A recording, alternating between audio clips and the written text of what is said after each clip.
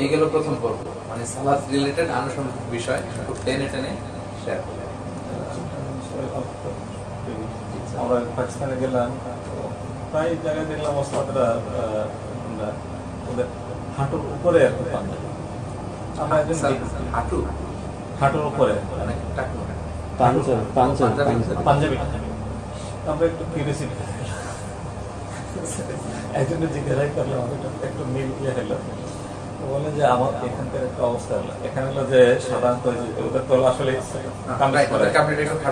ওই কামিজরা মানে যত লম্বা পড়লে ধরে নেয় যে আমাকে করতেছে, মানে একটু বেশি লম্বা হলে বরং আরে হুজুর দেখে একেবারে মডেল হয়ে গেছে। চিন্তা করছেন, এটা হচ্ছে পাকিস্তানের ট্রেডিশন, সাকাফা, এটা আরবিতে বলে সাকাফা। এক এক দেশের সাকাফা এক এক রকম। ওখানে মডার্নরাই বেশি, মানে পারলে আর পায়ের কাছে নিয়ে যায়। এখানে মডার্নরা বড় করে পড়ে আর ধার্মিকরা হাঁটুর উপরে কাবলিটা পড়ে। আমাদের এখানে শর্ট পড়লে মডার্ন, আমাদের এখানে আবার দেশে শর্ট পড়লে short panjabi, slip panjabi modern, ঢোলা পড়লে একটু মানে ব্যাকডেটেড আতের টাইপের একটু বলে। তো তাহলে কালচারটা কিন্তু ভ্যারি করে প্লেস টু প্লেস, সাদের কথা থেকে এটা ফুটে ওঠে। এজন্য সাকাফা আর দ্বীন দুটোর মিলানো যাবে না। সংস্কৃতি আর ধর্ম এটা দুই জিনিস।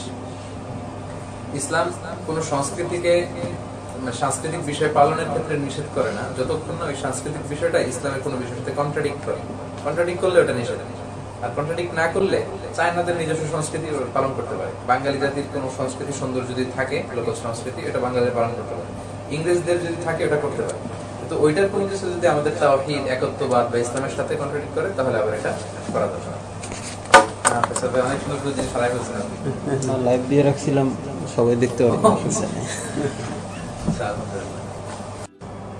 আচ্ছা, কুকুর বা হিংস্র প্রাণীর মধ্যে পতিত হওয়া, এখানে লিখেছি ইমবিসাতাল কালব। কুকুর এইভাবে হাত দুটো বিছায় বসে, আপনি সেজদায় আপনার হাত এভাবে লাগতে পারবে না, উঁচু থাকতে হবে। সেজদার বৈশিষ্ট্য আমি দেখাবেন, নিষেধ। শেয়ালের মধ্যে তাকানো, এদিক ওদিক তাকাতে নিষেধ করা হয়েছে। অনেকে এটা করে, অপ্রয়োজনে এদিকে তাকায়, ওদিকে তাকায়, সামনে তাকায়। হাদিসে আছে যে আপনার তাকানোর জায়গা হচ্ছে সিজদার জায়গা। এখান থেকে যখন আপনি নজরটা সরাই আপনি আরেক দিকে তাকালেন, তখন আল্লাহর এক ফেরেশতা বলে আকবিল, বা আল্লাহ বলেন আকবিল, তুমি ফিরে আসো, ফিরে সিজদার দিকে তাকাও। আবার অন্যদিকে তাকালেন, বলেন আকবিল। তিনবার ফিরে আসো, ফিরে আসো। তিনবারের পর আবার যদি আপনি তাকান, আল্লাহ বলে লা হাজাত লি ইলা সালাতি, তোমার এই সালাতের কোনো দরকার আমার নেই। তো এত সময় নষ্ট করে আমি যাকে সালাত উপহার দেওয়ার জন্য গেলাম, উনি বলতেছে আমার কোনো দরকার নেই তোমার এই সালাতের। তাহলে বিষয়টা কি হলো? আচ্ছা, উটের মতো বসা যাবে না, আমি দেখাবো এটা।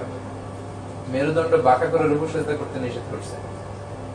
রুকুতে পিঠটা সোজা হইতে হবে, অনেকের পিঠ সোজা হয়। আজকে আমরা প্র্যাকটিস একটু দেখবো, আমাদের একে অপরকে সোজা করে দেবো। দাড়ি নিয়ে অনেকে খেলা করে। রাসূল দেখলেন এক সাহাবী নামাজ পড়তেছে আর শুধু দাড়ি টানতেছে। আল্লাহ রাসূল বললেন লাউ খাশা কলবু লা খাশা জাওয়ারিহু, তার অন্তরের মধ্যে আল্লাহর ভয় নেই। অন্তরে ভয় থাকলে এটার প্রভাব দাড়িতে, হাতেও পড়তো। আপনি ওযু করে আসছেন তো দাড়ি বে পানি পড়ছে, আপনি চাইলে কথার কথা পানিটা সরা নিতে পারেন, একবারে দিবেন। তো অনেকে দেখবেন পুরো সালাতেই দাড়ি নিয়ে মহাব্যস্ত, দাড়ি টানাটানি করতেছে, বসে শুধু দাড়ি টানাচ্ছে, শুধু দাড়ি টানে, জামা ইয়ে করে, গাছ উঠায়, এগুলো নিষেধ আছে। মশা টশা কামড়ায়, এটা তো একটু হ্যাঁ, মশা যদি বেশি কামড়া সহ্য করতে না পারলে তো সরাই দিয়ে মারবেন, ঠিক আছে। মশা মারা সরিয়ে দেয়। আচ্ছা, কাপড় চুল গুটানো প্রয়োজনে এগুলো নিষেধ আছে। মুখ ঢেকে রাখে সালাতে, your face should be exposed, খোলা রাখতে হবে সালাতে। আচ্ছা, ইহুদিদের মতো হাত ভিতরে চাদরে রাখতে নিষেধ করতে আছে। আমরা অনেক শীতকালে চাদর পরি, বাট চাদর পরলে আমাদের দেশে দেখবেন যে মুরব্বীরা, যেটা আমি দেখি, চাদরটা গায়ে দেওয়ার পরে এই পাশ দিয়ে এদিকে উঠায় দেয়, এই পাশ দিয়ে এদিকে উঠায় দেয়, ফলে এটা ফ্লেক্সিবল হাত দুটো, তাই না? এটা ঠিক আছে। কিন্তু চাদর দিয়ে যদি আপনি প্যাকেট হয়ে যাবে, পুরো চাদর পরে আপনি প্যাকেট, তাহলে এটা নিষেধ আছে। হাত দুটো ফ্লেক্সিবল হতে হবে। ও হাত তো চাদরের, হ্যাঁ, চাদরের ভিতরে থাকবে, কিন্তু এই দিকটা উঠানো থাকবে, যেটা বললাম, বলে ফ্লেক্সিবল।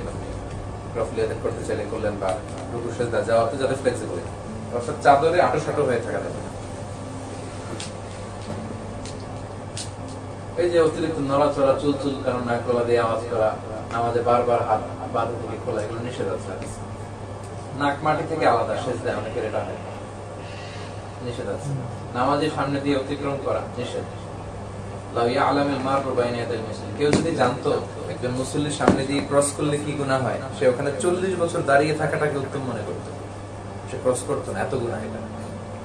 কারণ তার মাঝে তার স্রষ্টা আছে, আল্লাহ আছে। এটা তো ডিসটেন্স আছে। জি, এটা হচ্ছে সালাসাতু আযরা, 3 গজ, 3 হাত বাইরে দিয়ে যেতে পারে। লেটস সে ওনার ওই সেজদার জায়গার চেয়ে আরেকটু বেশি, 2 কাতার হলে সবচেয়ে সেফ হয়। তার সেজদার জায়গা আরেকটা কাতার ওই পাশে দিয়ে যেতে পারবে। অনেক স্কলাররা বলছে তার সেজদার জায়গার পর দিয়ে যেতে পারবে, বাট তাকে ক্রস করা কখনোই যাবে না তার সেজদার জায়গা।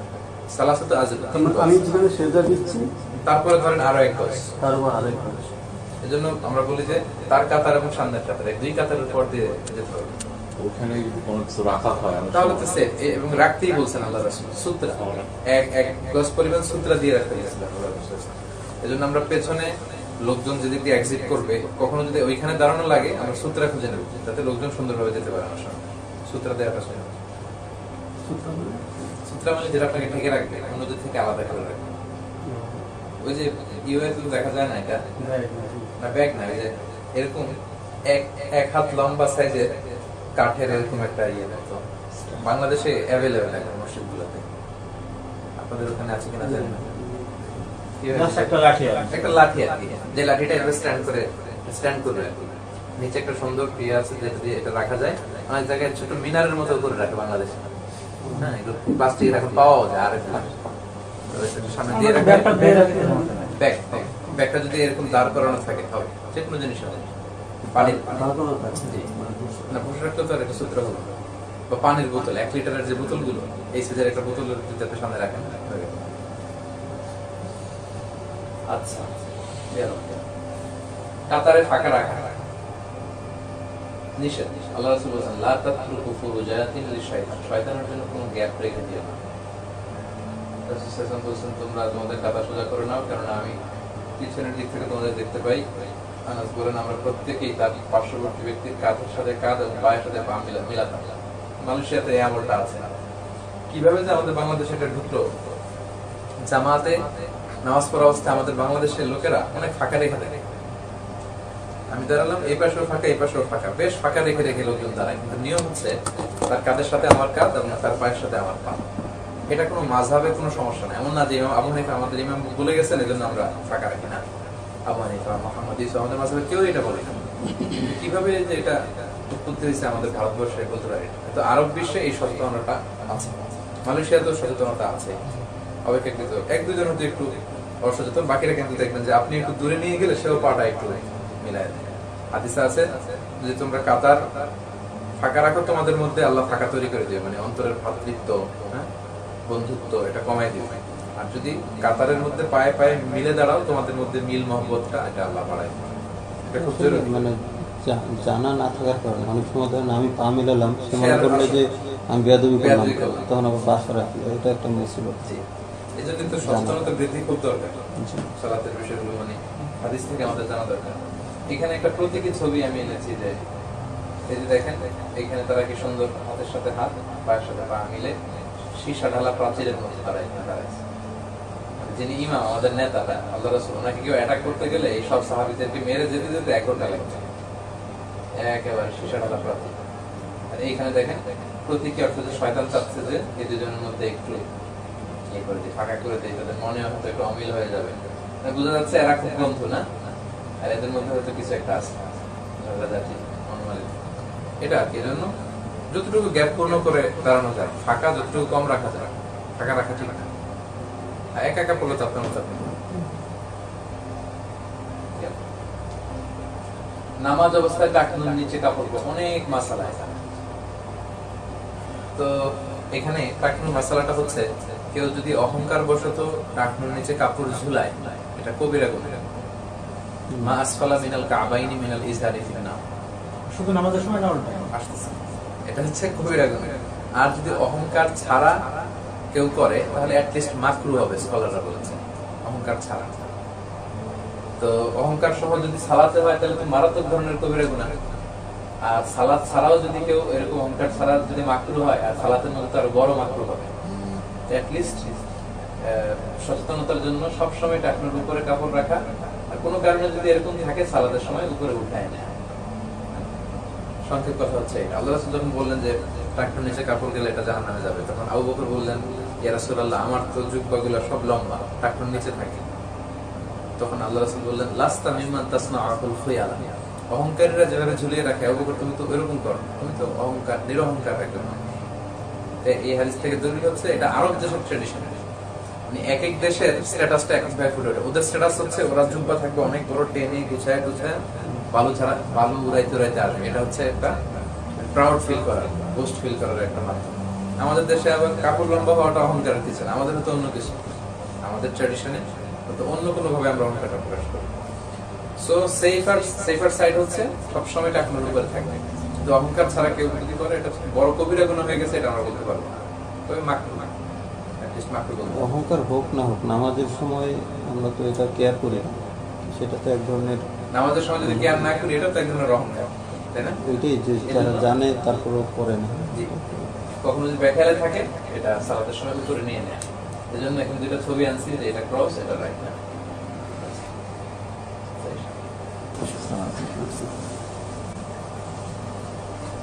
তো তাহলে গেল, এবার আসি পূর্ণাঙ্গ নামাজ। পূর্ণাঙ্গ নামাজে দেখি আমরা কি কি আনছি। এখানে আনছিলাম যে কিবলামুখী হওয়া, অনেক দলিল আদিল, এগুলো বললে রমজান মাস কথা বলতে কষ্টকর, আপনারা বিরক্ত হবেন বেশি বেশি দলিল এগুলো নিয়ে আসলে। জাস্ট আমি এতটুকু বলি যে কিবলামুখী হওয়া হচ্ছে ফরজ, আমরা আগে জেনেছি। প্রশ্নের জন্য টাইম দেন। আচ্ছা, হ্যাঁ, এখানে অনেকগুলো প্রশ্ন আছে। তাহলে আমি ফার্স্ট শেষ করি প্রশ্ন। ফাওয়াল্লি ওয়াজহাকা শাতরাল মাসজিদিল হারাম, তোমরা যেখানেই থাকো না কেন সালাত পড়ার সময় মসজিদে হারামের দিকে চেহারা করো। কিন্তু এটা হচ্ছে জেনারেল অবস্থায়, সাধারণ। যুদ্ধ বা ভীতিকর অবস্থায় কিবলার বিধান হচ্ছে আপনার যেদিকে সমস্যা ওই দিকে হয়ে, মানে এটা কিবলা হচ্ছে এদিকে, কিন্তু শত্রুদের অ্যাটাক হচ্ছে ওইদিকে, কিবলার দরকার নেই, ওই দিকে হয়ে নামাজ পড়ো। মারতে আসলে নামাজ রেখে একদল নামাজ পড়বো, আরেকদল যে অ্যাটাক ভীতিকর অবস্থায়। অথবা যেখানে কিবলা নির্ণয় করা যাচ্ছে না, ওইখানে হচ্ছে আইনামা তুওয়াল্লু ফাসাম্মা ওয়াজহুল্লাহ, আপনি যেদিকে ফিরে নামাজ পড়েন ওইটাই আল্লাহর দিক। কখনো যদি সংশয় হয়, যেমন একটা জঙ্গল ট্রেকিং এ আমরা গেলাম, ওখানে কম্পাস বা সূর্য দেখতে পাচ্ছি না, তখন আমরা কিভাবে সালাতের সময় সালাত করব? তখন আমরা আন্দাজ করার চেষ্টা করব সর্বোচ্চ যে কোনটা পশ্চিম হতে পারে, ওইটার উপর বেস করে সালাত আদায় করবে, হয়ে যাবে। কিন্তু পর অবস্থায় যদি ওইখানকার লোক কেউ এসে বলে যে তোমরা ভুল দিকে নামাজ পড়তেছো, আমরা সবাই মিলে ধারণা করলাম এটাই হয়তো কিবলা, আমাদের জন্য পশ্চিম। মিশরে আমরা পূর্ব দিকে নামাজ পড়তাম, মদিনাতে যারা থাকবেন দক্ষিণ দিকে নামাজ পড়তে হবে। আমরা বাংলাদেশে এজন্য পশ্চিম বলে ফেলি আসলে কিবলা। তো আমরা ধরেন কিবলামুখী না হয়ে অন্যদিকে নামাজ পড়তে শুরু করলাম, নামাজের মাঝখানে ওই এলাকার লোকেরা এসে বললো তোমরা তো উল্টা করে ফেলছো, বাম দিকে হচ্ছে কিবলা। তো তারা যদি বলে তখন আপনি বাম দিকে ঘুরে যাবেন, এটা হচ্ছে নিয়ম, এটা নিয়ম। দলিল হচ্ছে মসজিদ যুল কিবলাতাইন। স্যার ফজলুরে করছেন না স্যার, আপনি তো করছেন, আপনারা দুইজনে দেখছেন আশা করি। হ্যাঁ, মসজিদে নববীর ওদিকে মসজিদ কুবা যুল কিবলাতাইন মোটামুটি কাছাকাছি, ওখানে দুইটা কিবলার চিহ্ন দেয়া আছে যে এক মসজিদে দুই ডাইরেকশনে নামাজ হচ্ছে। সেটা হচ্ছে আগে বাইতুল মাকদাসের দিকে যখন কিবলা, তখন সবাই 16 মাস বাইতুল মাকদাসের দিকে নামাজ পড়তেছিল। তো একবার রাতে এটা চেঞ্জ করা হলো, আবার কাবার দিকে দেয়া হলো। তো ওই লোক মসজিদে নববীতে রাসূলের সাথে এসা পরে তার এলাকায় আসছে, মানে মসজিদুল কিবলাতাইন যেখানে ওখানে আসছে। এসে ফজর নামাজে ঢুকে দেখে লোকজন বাইতুল মাকদাসের দিকে নামাজ পড়ছে। তখন উনি চিৎকার করে বললেন যে গত রাতে আয়াত নাযিল হয়েছে কিবলা পরিবর্তনের আয়াত, এখন থেকে ফাওয়াল্লি ওয়াজহাকা শাতরাল মাসজিদিল হারাম, মসজিদে হারামের দিকে তোমরা ঘুরে যেতে হবে। তো ইমাম সহ সবাই মসজিদে হারামের দিকে ঘুরে যেত। তো এক সালাতে দুই কিবলা, এজন্য মসজিদ যুল কিবলাতাইন, দুই কিবলাওয়ালা মসজিদ বলে। আপনারা হজমরা করতে গেলে ইনশাআল্লাহ দেখবেন সেটা। এরপরে জামাতগত কাতারের বৈশিষ্ট্যটা এখানে নিয়ে আসছে। পূর্ণাঙ্গ সালাত তো এখন একেবারে কিবলামুখী আমরা জামাতে দাঁড়ালে আকিমুস সুফুফ ওয়া হাদু বাইনাল মানাকিব। স্যার এটা আপনি তো একবার জিজ্ঞেস করছিলেন যে কি বলে, এগুলো কিন্তু বলে আকিমুস সুফুফ ইসতাকিমু ওয়া আতাদিলু, সাবু সুফুফাকুম। অর্থ বুঝি না, আমি শুধু শুনি। আচ্ছা, তো কাতার সোজা করো, হাদু বাইনাল মানাকিব ওয়াল আকদাম, হাদিসে কাঁধ পা সমান সমান রাখো। সুদ্দুল খালাল, সামনের গ্যাপ পূরণ করে দাও। লা তাদারু ফুরুজাতিল শাইতান, শয়তানের জন্য কোনো গ্যাপ রেখো না। ওমান ওয়াসাল্লা সাফান ওয়াসাল্লাহুল্লাহ, কেউ যদি কাতার মিলায় আল্লাহ তার অন্তর মিলাই দিলে। ওমান কাতা সাফান, কেউ কাতারে গ্যাপ রাখলে কথা আল্লাহ তাদের অতিরিক্ত কেটে দিবে। আমরা আগে এগুলো বলছিলাম। দাঁড়ানোর পন্থা সালাত, দাঁড়ানোর পন্থা হচ্ছে পা দুটো সোজা থাকবে এবং সমান্তরাল থাকবে। অনেকের এই সমস্যাটা হয়, এই যে ধরেন আমার হাত দুটো হচ্ছে পা এভাবে থাকবে, অনেকে এইভাবে দাঁড়ায়। খেয়াল করছেন এটা আপনারা? পা দুটো এইভাবে বাঁকা করে রাখবে, এটা কিন্তু ভুল। পা দুটো সোজাও হবে, সমান্তরাল হবে। খেয়াল করে দাঁড়াতে হবে। ওখানে সুরাতে গেলে আমরা দেখাতে পারি না এইভাবে, অনেকে যে ভুলটা করে এইভাবে বাঁকা করে রাখবে, এটা কিন্তু হলো না। তাহলে পা সোজা সমান্তরাল হবে। এটা ভুল হলো ছবি আচ্ছা, আমি ছবিতে আসতেছি। কেবলামুখী থাকবে, আর জামাতে যখন দাঁড়াবেন তখন পায়ের সাথে পা মিলে দাঁড়াবে। ছবিতে যে খুব সুন্দর ছবি আমি নিয়ে আসতে পারছি তা না, যেমন এই পাটা সামনে, এটা পিছনে, এটা সুন্দর হয়নি। তো অপেক্ষাকৃত এখানে দেখানোর চেষ্টা করছে যে সে একটা খুব বেশি ন্যারো হয়ে দাঁড়ায় গেছে, সে হয়তো খুব বেশি ফাঁকা করে ফেলছে, সে একটা মাঝামাঝি জায়গায় নিচ্ছে। আর কতটুকু ফাঁকা করবেন এই বিষয়ে কোনো টেক্সট নাই। তবে জামাতের কাতারের বৈশিষ্ট্য হচ্ছে আরেকজনের সাথে, আর আপনার ডান দিকের পা তার বাম দিকের পা, আপনার বাম দিকের পা তার ডান দিকের পায়ের সাথে মিলাবেন। ফলে অপেক্ষাকৃত বেশ ফাঁকা রাখা লাগে। একা একা পড়লে আপনি আপনার সুবিধা মতো একটা জায়গা নিয়ে আপনি দাঁড়াবেন। খুব বেশি ফাঁকাও না, আবার খুব অল্প না, মাঝে মাঝে, আপনার সুবিধা মতো। যদি কোনো গ্যাপ না থাকে তাতে কোনো প্রবলেম আছে কিনা ওই যে দুই পায়ের মধ্যে? একবারে পা লাগাই দাঁড়াবে না, এটা তো করা যাবে না। মানে কোনো বিধান আছে কি এটা? এই আল্লাহ রাসূল পা ফাঁকা রাখতে বিধান নেই, মানে গ্যাপ থাকে মাঝখানে, পা মিলিয়ে দাঁড়াতে ফাঁকা থাকে, অবশ্যই ফাঁকা থাকে।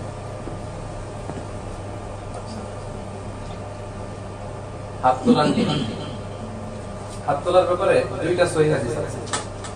একটা হচ্ছে হাত দুইটা কাঁধ বরাবর, এই কাঁধ বরাবর। শর্ত হচ্ছে হাতের তালু দুইটা কেবলামুখী থাকবে, কাঁধ বরাবর, না আঙ্গুল ফাঁকা থাকবে না, আঙ্গুল মিলানো থাকবে। আরেকটা হাদিসে আছে কান বরাবর, কানে লতি বরাবর। দুটোটাই সহিহ হাদিসে আছে। তবে শর্ত হচ্ছে এই দুইটা কেবলামুখী হইতে হবে। অনেকে যেটা করে এভাবে এভাবে নামাজে দাঁড়ায়, কি ভুল করছে বলতো? এই হাত দুইটা কেবলামুখী করে রাখতে হবে। তাহলে একটা হচ্ছে কাঁধ বরাবর, একটা হচ্ছে কান বরাবর, কেবলামুখী হতে হবে। আপনার তো এইভাবে ফাঁকা হয়ে যাচ্ছে, মিলে যাবে। শুধু রুকুর মধ্যে ইফাররিজু আসাবিয়া, রাসূল সাল্লাল্লাহু আলাইহি ওয়াসাল্লাম শুধু রুকুতে আঙ্গুল ফাঁকা, রুকুতে যখন হাঁটু ধরতেন তখন আঙ্গুল ফাঁকা রাখতেন, বাকি সবসময় হাত মিলানো। তাহলে দুইটা মত, এক হচ্ছে এই দেখেন আল্লাহু আকবার কেবলামুখী হলো, আরেকটা হচ্ছে এটা আল্লাহু আকবার। আমাদের বাংলাদেশে এটা শেখানো হয়, কিন্তু শর্ত হচ্ছে কেবলামুখী হতে হবে হাতটা। যদি আপনাদের বাঁকা থাকে আজকে শেষ করার চেষ্টা করুন। কানা ইয়াজআলুহুমা হাযওয়া মানকিবাইহি, মানকিব মানে কাঁধ, কখন কখন এই কাঁধ বরাবর তুলতেন। وربما كان يرفعهما حتى يحاذي به فروع عضليه, ফুরু মানে এখানে কানের লতি বরাবর তুলে ফেলতেন। কখনো এই বরাবর, কখনো কাঁধ বরাবর, আপনার যার যেটা ফ্লেক্সিবল লাগে। দুইটা সহিহ হাদিস আছে। এটা ক্রস দিছি কেন? এটা রাইট দেয়া হচ্ছে, এটা কেবলামুখী হয়েছে। তাহলে এখানে শেখার বিষয় হচ্ছে কেবলামুখী হতে হবে। বুকের উপর হাত বাঁধা, হাত কই বাঁধবে? হাত বাঁধার বিষয়ে তিনটা মত। এক হচ্ছে বুকের উপরে, একটা নাভির উপরে, আর একটা নাভি সংলগ্ন নিচে। তিনটাই হাদিসে আছে, তিনটা হাদিসে আছে। তবে আমরা সাজেস্ট করি উপরের দিকে বাঁধার ব্যাপারে। এটা অপেক্ষাকৃত বেশি প্রামাণ্য দলিল দিয়ে প্রমাণিত। যদি নিচে বাঁধেন সমস্যা নেই, অর্থাৎ এই যে উপরে যেটা, এটা আমরা সাজেস্ট করি। যদি নিচে বাঁধতে চান তাও হবে। হানাফিরা তাহতা সুদা, নাভি সংলগ্ন নিচে, এটাও হাদিসে আছে। তো এটা সমস্যা। আমরা আগে বলছিলাম বুকে হাত বাঁধার, মানে হাত বাঁধার বিষয়টা হচ্ছে সুন্নাহ। আমরা ওই যে প্রথম তিনটা মূলনীতি যদি খেয়াল করেন, ফরজ তরক হলে নামাজ বাতিল, you have to repeat your সালাত। ওয়াজিব তরক হলে বাতিল হবে না, সরসুজ দিলে হবে। সুন্নাহ তরক হলে হয়ে যাবে। কেউ যদি কোনো কারণে হাত নাও বাঁধে তা তো সালাহ ইজ ওকে। মালিকি মাযহাবের কিছু স্কলাররা ইরসাল করে, যেটা আপনি জিজ্ঞেস করছিলেন, যে আল্লাহু আকবার বলে ছেড়ে দেয়। আমাদের এখানে ইয়েমেনের এখানে ওমানিরা আছে, ইবাদি সম্প্রদায়, ইবাদিরা, ওরা ওমানিরা দেখবেন যে অনেকে হাত বাঁধে, শিয়াদের কিছু অংশ ওরা হাত বাঁধে। তো এই যে হাত বাঁধার এই বিষয়টাই হচ্ছে ইটসেলফ সুন্নাহ, কিন্তু এটা নিয়ে আমাদের দেশে খুব বেশি ঝগড়াঝাটি। হাত কই বাদ কই বাদ আমিন জোরে না আসতে আমিন বলাটাই হচ্ছে সুন্নাত।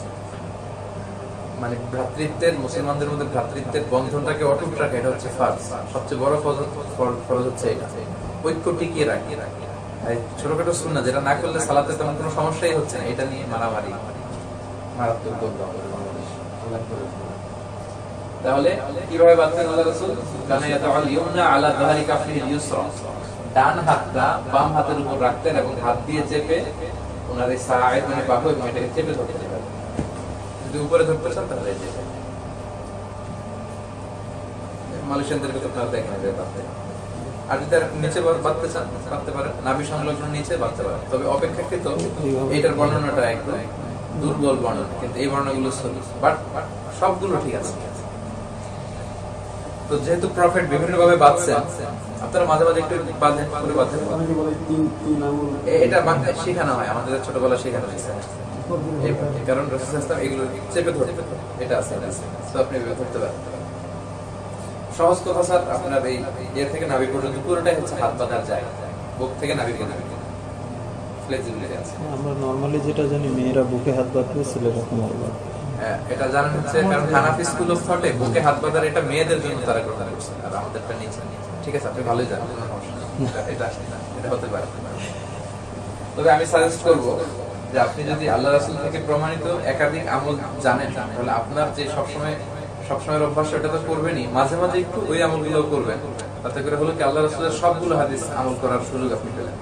এটা যেমন রফউল ইয়াদাইন করা, আমরা হানাফি স্কুল অফ থটে আমরা কিন্তু রফউল ইয়াদাইন করি না। মানে রুকুতে যাওয়ার আগে অন্যরা আল্লাহু আকবার রুকুতে যায়, তাই না? রুকু থেকে উঠে আল্লাহু আকবার বলে, আবার দুই রাকাত শেষ করে তৃতীয় রাকাতের জন্য যখন দাঁড়ায় তখন আবার আল্লাহু আকবার বলে রফউল ইয়াদাইন। রফউল ইয়াদাইনের প্রত্যেকটা তাকবীর 10টা করে সওয়াব আছে হাদিসে, কিন্তু হানাফি স্কুল অফ থটে এটা নেয় না। রফউল ইয়াদাইন না করলে কোনো সমস্যা নেই, এটা করা সুন্নাত। তো যেহেতু আল্লাহ রাসূল করতেন, কিন্তু আপনি মাঝে মাঝে ঘরে নফল নামাজে, যেমন আমি রফউল ইয়াদাইন করি ব্যক্তিগতভাবে, আমার স্বাভাবিক হচ্ছে রফউল ইয়াদাইন ছাড়া আমি নামাজ পড়ি। তবে মাঝে মাঝে আমি মাঝে মাঝে যে হাদিসে আছে, জি প্রত্যেকবার তাহলে মাঝে মাঝে করা যায়, মাঝে মাঝে অবশ্যই মাঝে সহজে হয়তো মাঝে মাঝে করলে পরে হয়তো কন্টিনিউ করতে হবে, সবসময় করতে হবে। যদি আপনি করতে চান সবসময় করেন, তো হাদিসে আছে। যদি চান এটা করা যাবে, সমস্যা নেই। আচ্ছা, কানা ইয়াদাউহু হাত দুটো রাখতেন আলা সাদরি, বুকের উপর, নিচের গুলো ধরে রাখতেন, জাস্ট কাউন্ট দলিল হিসেবে এগুলো আছে। দৃষ্টি কই থাকবে? দৃষ্টি থাকবে সেজদার জায়গার দিকে। আমি বলছিলাম যে এদিক দিক তাকালে আল্লাহ বলে ফিরে আসো, ফিরে আসো। তিনবারের পরে বলে লা হাজাত লি ইলা সালাত, তোমার এই সালাতের কোনো প্রয়োজন হবে না। কানা ইদা সাল্লা, সবসময় মানে ক্লাব করার সময় এবং তাসাদ করার সময় সবসময়। তাসাদের সময় হাদিসে আছে যে আপনার এই আঙ্গুল জুতো করে রাখবেন, ওখানে দৃষ্টি থাকবে। আর আপনি যদি নিচে দৃষ্টি রাখতে চান তাতেও হবে। আঙুলটা কখন উঁচু করবো সেটাও তো এটা ওখানে আসবে। এটা হচ্ছে ধারাবাহিক নামাজ, যেটা আমরা শুরু করলাম, আল্লাহু আকবার, রুকু সামনে আসতেছে। ধারাবাহিক নামাজ মানে নামাজের প্রত্যেকটা বিষয় নিয়ে আমি বলবো। এখন তো জাস্ট বুকে হাত বাঁধলেন আপনি, কেরাত পড়তে হবে, এরপরে না রুকুতে যাবে। আসুন তাহলে যখন দাঁড়াতেন তো আরো আসা মাথাটাকে একটু মানে go down, use to go down his head, just একটু মাথাটা নিচের দিকে করতেন। ওরামাবে বাসালেহি নাকওয়ালা, জমিনের দিকে তাকাতেন। অর্থাৎ নামাজে যখন দাঁড়াতেন তখন এইভাবে থাকতেন না, মাথা একটু নিচু করে জমিনের দিকে তাকাতেন। এইটা ছিল সব সময়। এই সেজদার জায়গা থেকে কখনো আপনার দৃষ্টি নড়বে না, মানে এদিক ওদিক এগুলো করা যাবে না। সেজদার দিকে সবসময় চলবে। সেজদা হচ্ছে দৃষ্টি নিবন্ধনের জায়গা, দৃষ্টি নিবন্ধকরণ গেল। এরপরে যাই সালাত শুরুর দোয়া। আমরা শুধু মানে বাংলাদেশে এটাই শিখি, আল্লাহ রাসূল এই সবগুলো দোয়া করতেন। এটা অনেকগুলো পরে কারণ দেরি হয়ে যায়। আর এগুলো হচ্ছে স্যার আমরা সাজেস্ট করি নফল এবং সুন্নাত নামাজে পড়ার জন্য বলি। ফরজ নামাজে হয়তো ইমাম সাহেব বেশি সময় নাও দিতে পারে, অনেক সময় দেয় না। আলহামদুলিল্লাহ করে শুরু করে দেন। এগুলো আপনি করবেন আসলে নফল নামাজ, অনেক সুন্দর সুন্দর। আল্লাহুম্মা বা'id বাইনি ওয়া বাইনা খাতায়ায়া কামা বা'adta বাইনাল মাশরিক ওয়াল মাগরিব, মানে হে আল্লাহ প্রাচ্য পাশ্চাত্যের মধ্যে তুমি যত দূরত্ব রেখেছো আমার আর আমার গুনার মাঝে এত দূরত্ব করে দাও, মানে আমার গুনাহকে সরায় দাও অনেক দূরে। আমি প্রাচ্যে, আমার গুনাহ হয়তো পাশ্চাত্যে। শেষ হয় না, এটা অনেক বড়, মানে বরফ দিয়ে সাদা দুধ দিয়ে আমাকে তুমি গোসল করিয়ে আমার এরকম সুন্দর সুন্দর কথা আছে, চাইলে আপনারা করতে পারেন। এগুলো বলা হয় সানা। পুরোটা কোথায় পাওয়া যায়? এগুলো তো এই যে সালাতের বইতেই পাওয়া যায়। অবশ্যই পাওয়া যায়। এটা এটা অনেকের মুখস্থ আছে, লাল কালি দিয়ে রাখছে এই জন্য। সুবহানাকা এটা আমরা মুখস্থ পারি। কি ওটা তো পড়ে ওটা হ্যাঁ ওইটা যদি আরো বেশি পড়তে চান আমি এগুলো সাজেস্ট করছি। আমাদের বাংলাদেশে যে সমস্যাটা হয় এটাকে যায় না আমাদের দারুণ দোয়া বলতে হবে। আপনাদের এলাকায় বলে কিনা? হ্যাঁ, আমরা তো ওই দিকে এসে গেছি, জায়নামাজের দোয়া এসে গেছে। আমাদের বই পড়ে এসেছি তো বইতেই লেখা আছে। আল্লাহ রাসূল কখনো জায়নামাজে বা মুসল্লায় দাঁড়িয়ে এই দোয়াটা পড়তেন না। তিনি আল্লাহু আকবার বলে সালাত শুরু করে তারপর পড়তেন ওয়াজহাতু ওয়াজহিয়া লিল্লাযী ফাতারা। তার মানে এটা তাকবীরে তাহরিমের পরে পড়ে সানা। সানা মানে হচ্ছে ওয়াজহাতুর আগে আমরা ইন্নি যোগ করে পড়তাম, ইন্নি ওয়াজহাতু। কোরআনের আয়াত থেকে নেয়া ইন্নি ওয়াজহাতু, এটা সাইয়েদনা ইব্রাহিম আলাইহিস সালাম পড়ছিলেন। তো সমস্যা নেই, ওয়াজহাতু অথবা ইন্নি যোগ করে পড়েন, কিন্তু এটা পড়বে তাকবীরে তাহরিমের পরে মুসল্লায় দাঁড়িয়ে কখন পড়বেন তাহলে হয়ে যাবে। আরেকটা দোয়া পড়তেন আয়াত সালাতি ওয়া নুসুকি আলহামদুলিল্লাহ হামদান কাসীরান তাইয়িবান, এগুলো পড়তেন। কিরাত অনেক মতানৈক্য আছে, আমি সহজে আপনাদের বলি। কেরাতের বিষয় হচ্ছে ইমাম যখন আওয়াজ করে পড়বে আপনি তখন চুপ করে শুনবেন, আর ইমাম যখন চুপ থাকবে আপনি তখন পড়বেন। কেরাতের ফাতিহা পড়তে হবে কি ইমামের সাথে হবে না, কি করবে না করবে, সব ইখতিলাফের মূল কথা হচ্ছে এটা। ইমাম পড়লে আপনি শুনবেন, কারণ কেরাত চললে শোনা পাবে না, আর ইমাম চুপ আপনার পড়া শুরু। এবার আসবে আমি দেখি যে এখানে অনেকে ওই যে ইমাম যখন আপনার সূরা ফাতিহাটা শেষ করে ফেলে ওই সময় আবার মুক্তাদি যারা আছে তারা আবার আলহামদুলিল্লাহ সূরাটা পড়ে ফেলে। ওইটা শাফি স্কুল অফ থটে তারা সাজেস্ট করে, এটা তারা করে। মনে করে আমাদের দেশে আমরা যে দেখি লা না, সালাতা আমরা কিছু লিমান করি। লাম ইয়াকরা বিফাতিহাতিল কিতাব, যারা সূরা ফাতিহা পড়ে না তাদের সালাত হবে না, তারা ওই মতের কারণে। এই সবগুলো হাদিসকে এনে আমি লাস্টে যে কথাগুলো প্রশ্ন আমরা পরে নিব, সেটা হচ্ছে যেমন ধরেন ফজরের 2 রাকাতে ইমাম আওয়াজ করে পড়ে না সূরা ফাতিহা এবং অন্য সূরা, আপনার পড়ার সুযোগ নেই, কারণ আপনি তো শুনবেন। কিন্তু ইমাম যখন টাইম দিচ্ছে টাইম দিলে আপনি পড়তে পারেন। সূরা ফাতিহার পরে যদি সময় দেয় কিন্তু সময়টা আমার খুব অল্প দেয়। অল্প দেয়, তখন আবার কিছু ইমামের আপনি হারাই ফেললেন। তাতে অর্ধেকটা পড়ে পরে আবার তো সব করতে হবে। এজন্যই আমি স্যার এটা বলছি যে ইমাম পড়লে আপনার পড়ার দরকার নেই, আপনি শুনবেন, আর ইমাম চুপ থাকলে তাতে যদি অর্ধেক পড়া হয় তাহলে ঠিক আছে, কোনো প্রবলেম নেই। কারণ আমার তো কমপ্লিট হচ্ছে না, ওদিকে তো ইমাম শুরু করে দিয়েছে। এজন্যই আমি বলি যে ইমাম পড়লে আপনার পড়ার দরকার নেই। আচ্ছা, অনেক স্কলাররা এই মতামতটাকে জমহুররা এটা বলছেন যে এটা হচ্ছে মধ্যম পন্থা, এবং হাদিসে এটা আছে, দলিল ছাড়া একটাও বলি নেই, এই দলিল এখানে লেখা হবে। আর এবার আসেন জোহরের 4 রাকাত সালাতে ইমাম কি পড়ে কিছু শুনেন তাকবীর ছাড়া শোনা যায়, তখন আপনি পড়বেন, মানে আপনি পড়তে পারেন, পড়াই উচিত, কারণ আপনি কিছু না পড়লে আপনার কনসেন্ট্রেশন থাকবে না, তখন অন্যদিকে মন চলে যাবে। কিছু একটা দায়িত্ব নিয়ে যখন আপনি পড়বেন তখন ইউর উইথ সালাত, আপনি আমাদের সাথে আছেন। তাহলে ওই ইভেন ওই অন্য সূরা অ্যাড করে অন্য সূরা অ্যাড করে সূরা ফাতিহার পরে এবং অন্য সূরা অ্যাড করে অ্যাজিক দেন আমরা একাই মনে হচ্ছে যেন পড়ছি।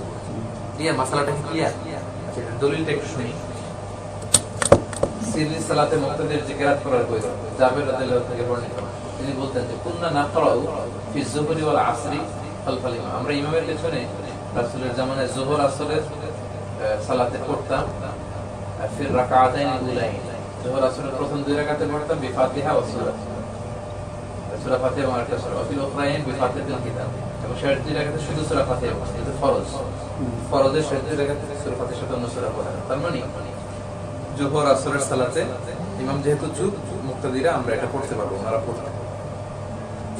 এই সবগুলো হাদিসের মূল কথা ওইটা, যেটা আমি সহজে আপনাদেরকে বললাম। ইমাম চুপ থাকলে আপনি পড়বেন, কারণ আর ইমাম বললে আপনি চুপ থাকবেন, কারণ ওয়াইদা কুরিআল কুরআনু ফাসতামিউ লাহু ওয়া আনসিতু লাআল্লাকুম তুরহামুন, যখন কোরআনের তেলাওয়াত হয় তখন তোমরা মনোযোগ দিয়ে শোনো, এতে তোমাদের উপর রহমত নাযিল হবে। ইমাম যখন পড়েন তখন আপনি পড়বেন, আপনাকে শুনতে হবে। বিষয়টা ক্লিয়ার না? প্রশ্ন থাকলে পড়েন। সূরা ফাতিহা শেষে আমিন বলেন, আমিন ইয়াজহারু ওয়া ইয়ামুতু, আওয়াজ করে আল্লাহ রাসূল বলতেন, পুরো সাহাবারা সবাই বলতেন, পুরো মসজিদ দজ্জা কেঁপে উঠতে হবে, আওয়াজ করে ওনারা বলতেন। আর আমাদের হানাফি স্কুল অফ থটে এটা আস্তে বলতে বলেন, সমস্যা নেই, আস্তে বলেন বা জোরে বলেন, আমিন বলা সুন্নাহ, কোনো কারণে কেউ আমিন না বললেও সমস্যা নেই। ওকে, তবে বলবেন, কারণ আল্লাহ রাসূল বলেছে ইদা আমানাল ইমাম আমিন, ইমাম আমিন বললে তোমরাও আমিন বলো, কারণ তোমরা যখন আমিন বলো আকাশের ফেরেশতারা তখন বলে আমিন। ইদা ওয়াফাকা তামিনুকুম মা তামিনুল মালায়েকা, তোমাদের আমিন আর ফেরেশতাদের আমিন যখন মিলে যায় গুফিরা লাহুম মা তাকাদ্দামা মিন যামবি, তোমাদের যত পাপ হয়েছে গুনাহ হয়েছে আল্লাহ এগুলো মাফ করে দেন। তো এই সুন্দর সুন্দর অফারগুলো মিস করা ঠিক হবে না, আমিন বলতে যাতে আমরা অভ্যস্ত হই। এখানে তো আলহামদুলিল্লাহ সবাই আওয়াজ করে বলে, আমরা বলি। সূরা মিলাবেন, সূরা ফাতিহা পড়ে ফেললেন, আমিন বলার মধ্যে দিয়ে শেষ করলেন, এরপরে আপনি একটা সূরা পড়তে পারেন, একাধিক সূরা পড়তে পারেন। ক্লিয়ার না? প্রত্যেক রাকাতে এমন না যে সূরা ফাতিহা পড়ে শুধু আলাম তারা পড়েই আমি রুকুতে যাইতে হবে না। আপনার মন চাইলে আলাম তারার পরে আপনি সূরাতুল ফিলের পরে সূরা কুরাইশ পড়লেন, মাউন পড়লেন, 3-4টা সূরা পড়ে একটা কাজ শেষ করলেন, এটা ওকে। ক্লিয়ার? কিন্তু অর্ডারটা মেইনটেইন করতে হবে। অর্ডারটা মেইনটেইন করে সুন্নাহ, কোরআনে যেভাবে আছে এই অর্ডারটা মেইনটেইন করা সুন্নাহ। আর কোন কারণে সুন্নাহ ভায়োলেট হলে কি হবে? নামাজ হয়ে যাবে। নামাজ হয়ে যাবে, কিছু হবে না। কিন্তু অর্ডারটা তো রাসূলুল্লাহ সাল্লাল্লাহু আলাইহি ওয়াসাল্লাম ছিল না, অর্ডারটা তো কোরআন শরীফে যেটা এটা তো অনেক বছর না, তখন রাসূলুল্লাহ সাল্লাল্লাহু আলাইহি ওয়াসাল্লাম তো কোরআন শরীফ পড়িয়ে আচ্ছা, আর সূরা পড়ার ক্ষেত্রে বড় এক আয়াত দিয়ে এক রাকাত পড়া যাবে, অথবা ছোট 3 আয়াত দিয়ে, এগুলো আশা করি আপনারা জানেন। ছোট তিন আয়াত, যেমন সূরা রহমান, আমি আয়াল রাব্বিকা তুকাজ্জিবান, এরকম 3 আয়াত দিয়ে হয়ে যাবে। শুধু এতটুকু, আর রহমান আল্লামাল কোরআন খলাকাল ইনসান, আল্লাহু আকবার হবে। এটা সুন্দর হচ্ছে না? ওয়াসামাই যাতিল বুরুজ, অনেক সময় লং ধরতে গেলে এরকম করে। মানে এটা হলো মিনিমাম ক্রাইটেরিয়া। Minimum criteria. জি, একটা সেগমেন্ট হতে হবে, যে সেগমেন্টে কোরআনের পুরো আলোচনাগুলো এক সেগমেন্ট করে ভাগ করা। মানে আল্লাহ এখানে জান্নাতীদের জাহান্নামীদের একটা সুন্দর আলোচনা, এরপর আদমের কাহিনী শুরু করছেন, এরপর আবার ন্যাচারাল ফেনোমেনা, এরপর কিছু কসমিক সিম্বলস নিয়ে কথা বলছেন, এরপর আবার প্রিভিয়াস হিস্ট্রি, এরপর কবরের রাজা। তো আমরা বাঙালিরা অর্থ না বোঝার কারণে এমন জায়গা থেকে শুরু করি, এমন জায়গায় শেষ করি, মানে তালগোল পাকা। কিন্তু আরবদের নামাজে দেখবেন যে ওরা একটা বিষয় নিয়ে, যেমন ধরেন এই রাকাতে আমি একটা বিষয় সম্পর্কে শুনলাম, আর দ্বিতীয় রাকাতে আরেকটা ঘটনা নিয়ে কথা বলবো, পুরো সেগমেন্টটা পূর্ণ করা হচ্ছে নিয়ম।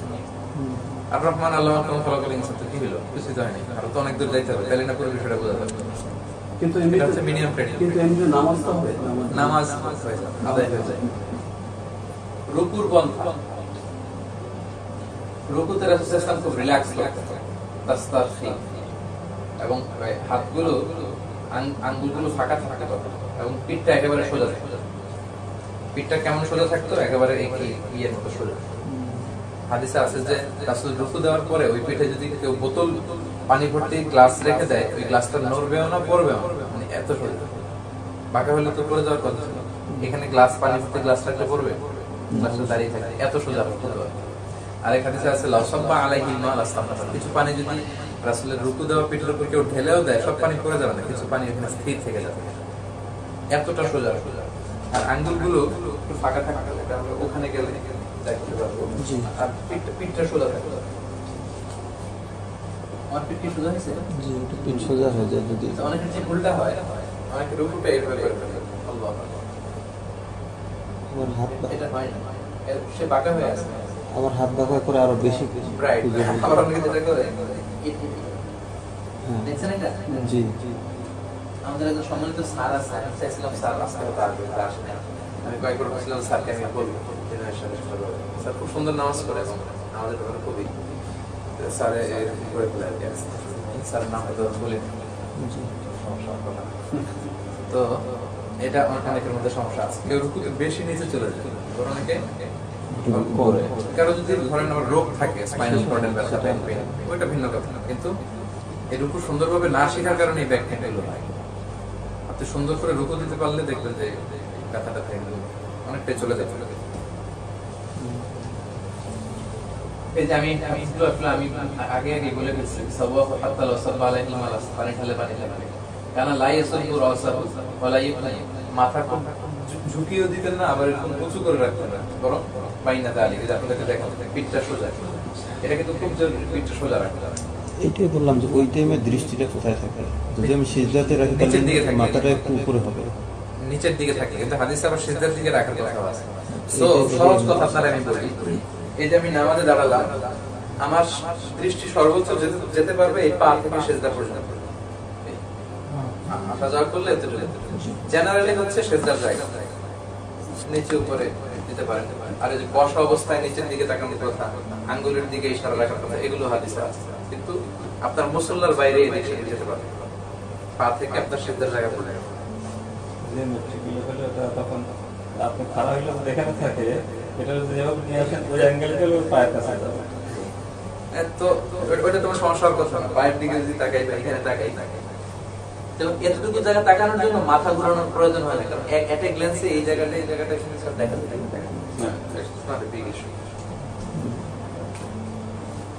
আচ্ছা, এটা বলে ফেলছি। আরেক হাদিস আছে যে আল্লাহ রাসূল বলেছেন সবচেয়ে বড় চোর যে সালাতে চুরি করে। সাহাবারা বললেন ইয়া রাসূলুল্লাহ কাইফা ইয়াসরিকু মিন সালাতি, সালাতে আবার কিভাবে চুরি করে? আল্লাহ রাসূল বলেন লা ইয়াতুমু রুকুআহা ওয়া সুজুদাহা, রুকু সিজদাটা পরিপূর্ণভাবে করেন, যেটা আপনাদেরকে বললাম যে পিঠটা সোজা থাকতে হবে।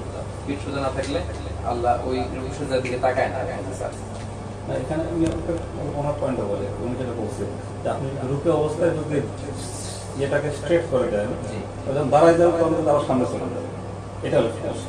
যার জন্য আপনি ওটা পিছনে রাখেন, সামনে দাঁড়ালে ওই আপনার এই পর্যন্ত চলে আসে। আচ্ছা আচ্ছা, মানে জিনিসটা এরকম। ওকে। আপনি যদি রুকু অবস্থায় সেজদায় থাকেন, সোজা মাথাটা সোজা গেলে তাহলে তারা সামনে চলে যাবে। সেজদার দিকে না, রুকু অবস্থায় নিচের দিকে থাকবে। মাথা তো ওঠার সাথে সাথে দৃষ্টিটা চেঞ্জ হয়। রুকু দিতে গেলে সিম্পলি তো চোখটা নিচের দিকেই পড়ে, নিচে ওদিকে যায় না, ওদিকে তো এভাবে তাকাতে হবে, এটা বলতে হবে। সব মিলে পা থেকে এর জায়গা এর বাইরে যেন না যায়, সেজদা পর্যন্ত। সেটা হচ্ছে আপনার সীমানা। সমস্যাটা কোথায়? সমস্যাটা হচ্ছে আমাদের মন, মন মানে অন্য জায়গায় চলে যায়। ওইটাকে ধরে রাখা যায় না। ওইটার সময় অন্য চিন্তা ভাবনা চলে আসে। ওইটাই হচ্ছে বিভিন্ন ঘটনা মনে পড়ে যায়। আল্লাহ রাসূল সাহাবারা বলতেন যে ইয়া রাসূলুল্লাহ আমাদের মন থাকে না, তখন আল্লাহ রাসূল বলেন যে সল্লু সালাতা মুআদ্দিয়া, প্রত্যেকবার যখন মুসল্লায় সালাত পড়তে দাঁড়াবা তুমি এই কল্পনাটা করো যে হতে পারে এটা আমার জীবনের শেষ নামাজ। তার সত্ত্বেও হয় না। তারপর আপনি স্যার রিমাইন্ডার করে দেন, এক দুই দিন দেখবেন যে ওই রিমাইন্ডার কয়টা কাজ করে, অন্যান্য দিন হয়তো কাজ করতেছে না, তারপরও রিমাইন্ডারটা আমার মনে হয় দেওয়া উচিত প্রতিদিন। যে কে যেন মারা গেল, আলী আল বানা, একটা ছেলে মারা গেল না, ব্যাপক ফেসবুকে ভাইরাল হয়েছে, তার ক্যান্সার হওয়াতে ডাক্তার বলছে কয় মাস তুমি বাঁচবে, সে অনেক বড় বিজনেসম্যান। সে হিসাব করে দেখলো যে আর মাত্র কয়েক মাস বাঁচবো, এই সময়টা আমি পুরো ইসলামের জন্য মানবতার কল্যাণে কাজে লাগাই। আফ্রিকাতে যে চ্যারিটি ফান্ড করলো, অনেক কাজ করে ফেলছে কয়েক মাসে, এবং সে যেহেতু জানে যে মারাই যাবে, তার কাজগুলো সারা ওয়ার্ল্ডে খুব প্রচার হয়েছে এবং সে চমৎকার চমৎকার কিছু কাজ করছে। তো এই যে একটা রিমাইন্ডার, সে হয়তো জানে যে এটা করতেছে, কিন্তু আমাদেরও তো হয়তো আমি মরবো 2 বছর পর, আপনি 3 বছর, আপনি হয়তো 6 মাস, আমাদের তো এরকম একটা ফিক্স করা আছে, এটা জানি না। এই জন্য প্রত্যেক ইবাদতে এইটা ফোকাস দেওয়ার চেষ্টা করো। প্রফেটের কথাও ছিল এটা যে প্রত্যেক সালাতে মনে করো আজকে রাসূলের সালাতটাই শেষ সালাত, হয়তো মাগরিবের সালাত পড়ার সুযোগ আমরা পাবো না। এটা যখন আল্লাহ রাসূল বলছেন, তারপর থেকে সাহাবাদের মনোযোগ আর অন্যদিকে যায় না। ইভেন মরুভূমিতে ওনারা যখন সালাতে দাঁড়াতো, তখন মরুভূমির পাখিগুলো ওনাদের মাথায় এসে বসতো, খেজুর গাছ মনে করতো। তারা মনে করতো এগুলো হতো খেজুর গাছ, কারণ নড়ে না চড়ে না, একেবারে স্থির হয়। এবং এক যুদ্ধে সাইয়েদনা আলী রাদিয়াল্লাহু তাআলা আনহুর পায়ের টিপ বের করা সালাত অবস্থায়, এই ঘটনা তো আমরা জানি।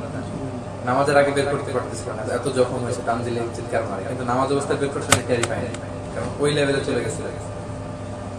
ওই যে খুশু খুজুর বিষয়টা, এটা অনুশীলনের বিষয়। প্রতিনিয়ত আপনি নিজেকে রিমাইন্ডার দিয়ে বা সালাতের মধ্যে ওইভাবে ঢুকে আপনি আস্তে আস্তে ওই লেভেলে যাবেন। হুট করে তো যাওয়া যাবে না। মনের কাজ শিখছে মনকে আরবিতে বলে কি, আমরা যেটা কলব বলি, কলবের শাব্দিক অর্থ হচ্ছে পরিবর্তন, যেটা খুব বেশি নড়াচড়া করে, এটাকে এক জায়গায় রাখা যায় না। কলাবা ইয়াকলিবু মানে হচ্ছে টু চেঞ্জ, এটা পরিবর্তন করা, এটা ছোটাছুটি করে, এটা অস্থির। আর এটার কোনো ভিসা টিসাও লাগে না, এটা এখান থেকে বাংলাদেশ চলে যায়, বাংলাদেশ থেকে আমেরিকা চলে যায়, সৌদি চলে যায়, ভাবলেই কাবার কথা মনে হচ্ছে, ভাবলেই সিনেমা হলের কথা মনে হচ্ছে, সব জায়গায় সে যেতে পারে। তো এটাকে বশীভূত করার টেকনিক জানতে হয়, এটাকে আস্তে আস্তে করতে হয়।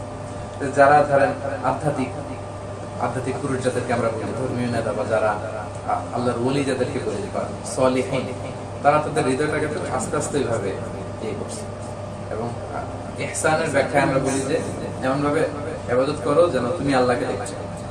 আর এটা যদি না হয়, অ্যাটলিস্ট এটা করো, এটা চিন্তা করো যে আল্লাহ তোমাকে দেখছে। একটা হচ্ছে মুশাহাদা আর একটা মুরাকাবা। এই যে মুশাহাদা মুরাকাবা এই জন্য প্রয়োজন, আপনার অন্তরটাকে কিভাবে লাগামটা আপনি টেনে ধরবেন, এটা আপনার অনুশীলনের বিষয়, এটা একদিনে হবে না, অন্তর ছুটে যাবে। মুশাহাদা হচ্ছে আমি আল্লাহকে দেখছি, মুরাকাবা হচ্ছে আল্লাহ আমাকে দেখছে, অনুশীলনের বিষয়। জি, অন্য আলোচনা করে ফেললে আবার আমরা রুকুর বন্ধায় এগুলো আমরা মোটামুটি বলছি, আপনারা বুঝতে পারছেন, সেগুলি পরে চলে যায়। এখানে দুইটা ছবি এনে আমি বোঝানোর চেষ্টা করছি, সেটা হচ্ছে এই লোকের সমস্যাটা কি, উঁচা করে এর সমস্যা বেশি নেই, অপেক্ষাকৃত একে দেখা যাচ্ছে যে পিঠটা সোজা এবং মাঝামাঝি, ওখানে বাইনা দাঁড়িয়ে আসলে এটা এরকম। স্কিপ করতে পারি। রুকুর দোয়া শুধু একটা জানি না, সুবহান রাব্বিয়াল আযীম, আরো দোয়া করতে। এই দোয়াটা বুখারী মুসলিম দুই জায়গায় আছে, যে রাসূল রুকুতে করতেন এই দোয়ার পর সুবহানাকাল্লাহুম্মা রাব্বানা ওয়া বিহামদিকা আল্লাহুম্মা আকবার। আর শুরু করে স্লাইড তো আপনাদের কাছে থাকবে, মুছতে পারবেন। রুকু থেকে দাঁড়িয়ে স্থির হওয়া, আল্লাহ রাসূল বলতেন সামি আল্লাহু লিমান হামিদা, সাহাবারা বলতেন রব্বানা ওয়া লাকাল হামদ। এক সাহাবী একবার বলে ফেলল হামদান কাসীরান তাইয়িবান মুবারাকান। আমাদের পর আল্লাহ রাসূল বললেন এই অতিরিক্ত 4টা তাসবিহ 1 2 3 4 কে পড়ছো, কেউ দাঁড়ায় না। আল্লাহ রাসূল বললেন যে বলো, আমি কিছু বলবো না। এক সাহাবী দাঁড়ায় বলতেছে আমি পড়ছি। আল্লাহ রাসূল বললেন তুমি এটা পাইলা কই, আমি তোমাদেরকে শিখিয়েছি নামাজের নিয়মে রব্বানা ওয়া লাকাল হামদ, তুমি এটা পেলে কোথায়?